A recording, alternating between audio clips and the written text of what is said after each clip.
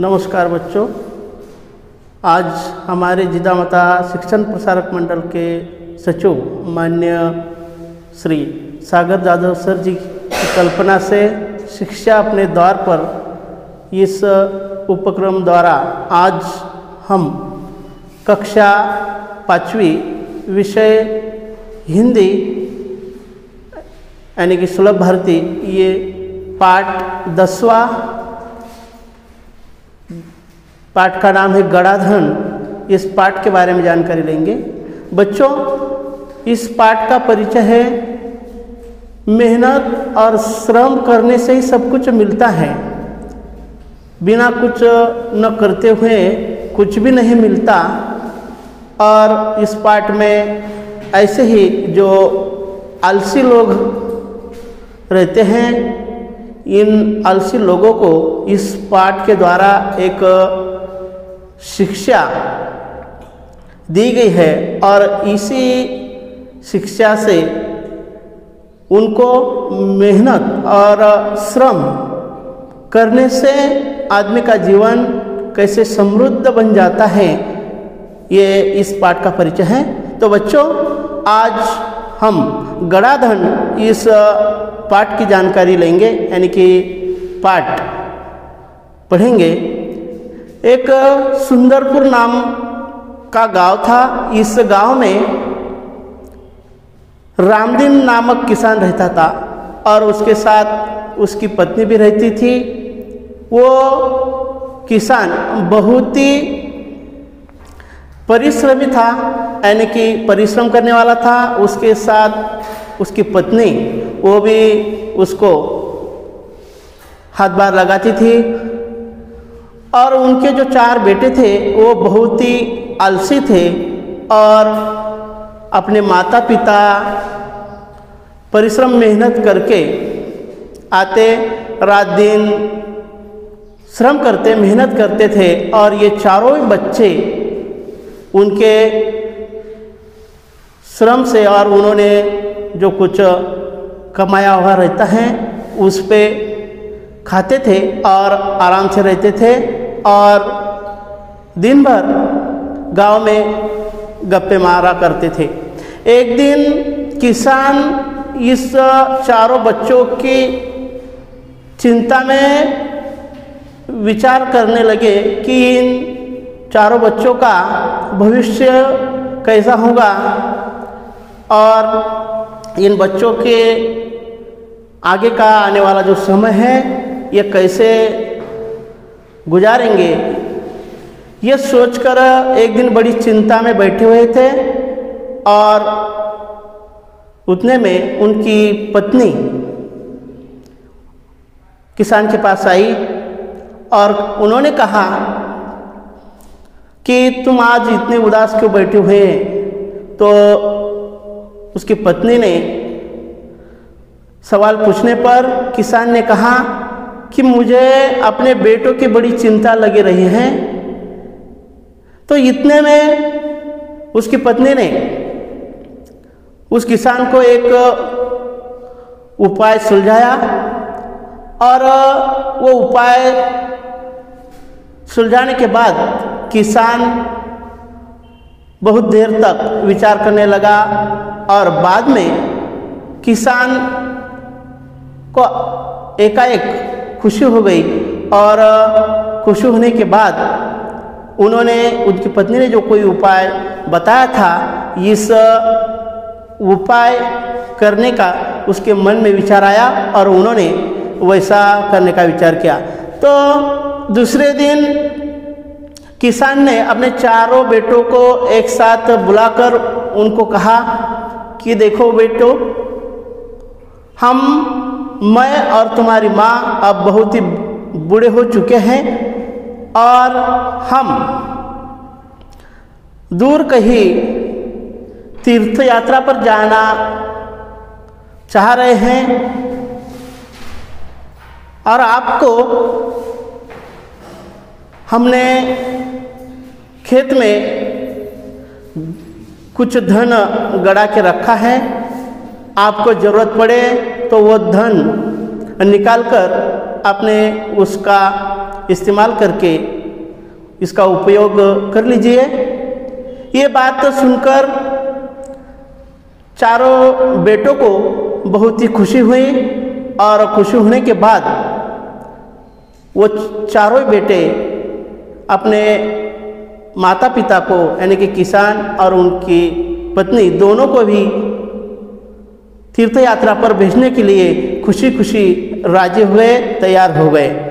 तो चारों बेटों ने मन ही मन में उनके खुशी हो रही थी और रामदीन और उनकी पत्नी को उन्होंने खुशी खुशी तीर्थ यात्रा पर भेजने का विचार कर दिया और खुशी खुशी उसने तीर्थ यात्रा पर अपने माता पिता को भेज दिया।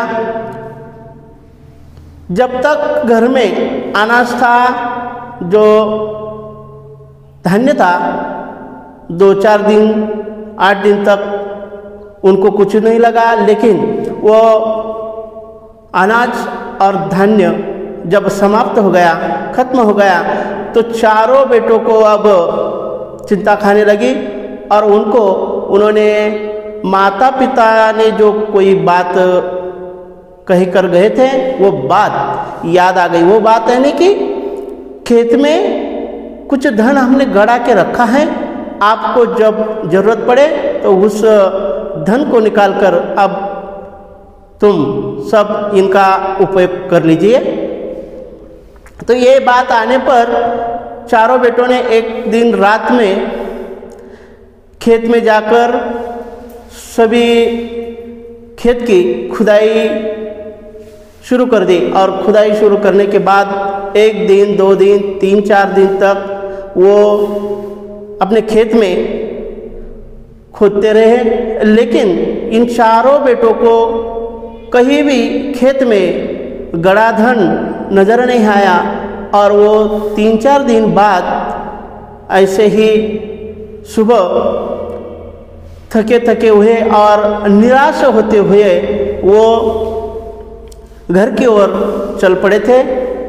इतने में रास्ते में जाते जाते रामदीन का जो परम मित्र था हरिनाथ नाम का, और वो हरिनाथ इन चारों बेटों को देखकर उनको पूछा कि क्यों भाई, सब बहुत थके थके हुए और बहुत ही निराश लग रहे हैं, तो इस निराश रहने का और ये थकने का कारण क्या है? जब चारों बेटों ने अपना कारण बता दिया तो कारण समझकर हरिनाथ ने उन चारों बेटों को समझाया कि भाई अब तुम चारों ने जो खेत अब खोद ही लिया है, तो इस खोदे हुए खेत में अब तुम बीज रो दो, बो दो।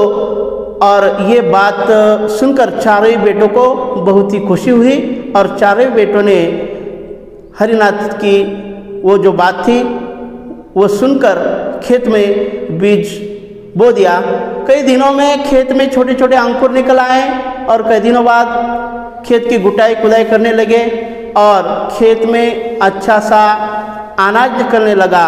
बेटे बहुत ही खुश हो गए थे और खुश होने के बाद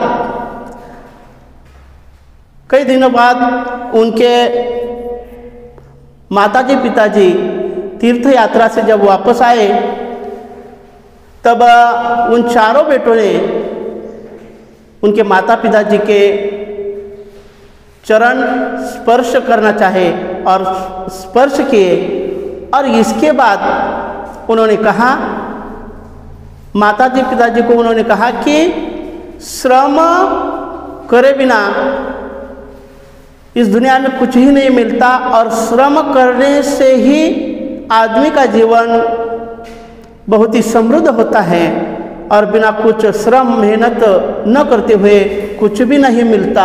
इस पाठ के द्वारा इन चारों बच्चों को जो अपनी गलती थी जो समझ में आ गई थी और समझ में आने के बाद वो बच्चे अच्छे से खेती करने लगे, अच्छा सा अनाज निकालने लगे और ये सब देखकर उसके माताजी पिताजी भी बहुत ही खुश हो गए थे। तो बच्चों, इस पाठ में कई मुहावरे और कुछ शब्द आए हुए हैं, तो मैं ये शब्द और मुहावरे आपको बताना चाहता हूँ।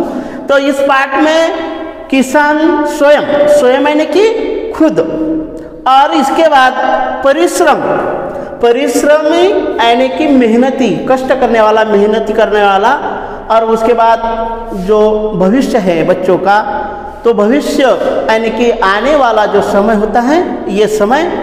इसके बाद उपाय यानी कि तरीका, निराश यानी कि दुखी होना, राज यानी कि रहस्य जो कोई उनके पिताजी ने उनको बताया था।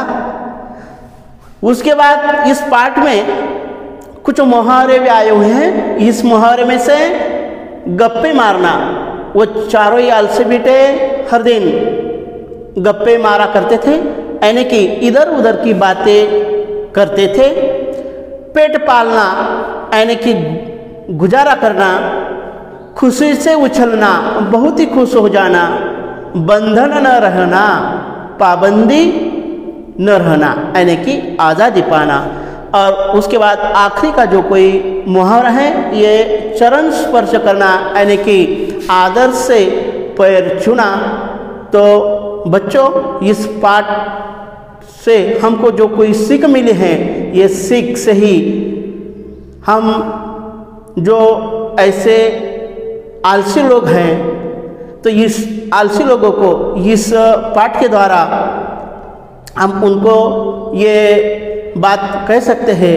और आपको ये पाठ जरूर अच्छा लगा होगा, और आशा करता हूँ कि ये जितने भी कोई आलसी लोग हैं उनको इस पाठ द्वारा सीख दीजिए। इतना ही मैं कहकर मेरा ये गणाधन्य पाठ समाप्त करता हूँ। धन्यवाद।